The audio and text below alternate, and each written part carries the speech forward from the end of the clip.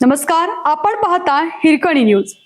Hirkani news प्रत्येक क्षण ताज्या घडामोडी आणि महत्त्वाच्या प्रत्येक बातमीसाठी नेहमी तत्पर. खिद्रापुरात किरणोत्सवासोबतच शून्य सावलीचा दुर्मिळ योग, धार्मिक श्रद्धा, खगोलशास्त्रीय चमत्काराचा अनोखा संगम. खिद्रापूर तालुका शिरोळेतील कोपेश्वर मंदिर परिसरात गुरुवारी दिनांक 7 रोजी धार्मिक परंपरा आणि खगोलशास्त्रीय वैशिष्ट्यांचा दुर्मिळ संगम अनुभवायला मिळाला. पहाटे पारंपरिक किरणोत्सव सोहळ्यात सूर्यकिरणांनी शिवलिंग पिंड उजळून निघाल्यानंतर दुपारी शून्य सावली हा खगोलीय चमत्कारही नागरिकांनी प्रत्यक्ष अनुभवला. त्यामुळे दिवसभर मंदिर परिसरात भाविक, पर्यटक, विद्यार्थी आणि खगोलप्रेमींची मोठी गर्दी होती.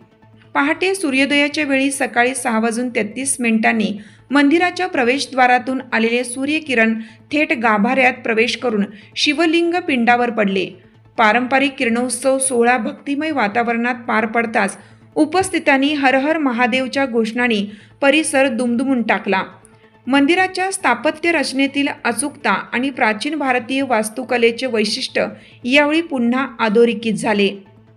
दुपारी 12:57 शून्य सावलीचा दुर्मिळ अनुभव पाहण्यासाठी नागरिकांनी मंदिर परिसरात गर्दी केली.